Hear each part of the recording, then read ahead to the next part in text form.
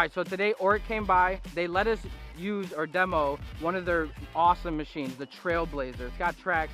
It hauls a lot of weight, a lot of weight. I'm telling you, we hauled about 2 wheelbarrows in one movement with this machine, and you could tell just by the workers. The one worker hauling the wheelbarrow, he was dripping in sweat. The guy using the machine, he was just like, it was no big deal, you know. He was having a blast, and it was also efficient. We got this job done. We're about 5 yards of mulch today, and we got it done within 35 minutes, and that was only with 4 guys. So the fact that the machine could come, go up and over the curves, get to areas where the other wheelbarrows couldn't get to, it was great. I loved it. We were able to take the front off of this machine, get into a bed, dump it, and back it up as it went, so it helped spread the mulch as we were doing it. So it cut down on the labor from hauling the wheelbarrows, it cut down on the labor from moving the mulch, and it also just helped overall with the whole crew. Now the guys aren't gonna be dead after the first job, and they're gonna keep on working. And I can't wait until we have this machine and we're able to use this on patios, on walkways, on retaining walls. This thing can move over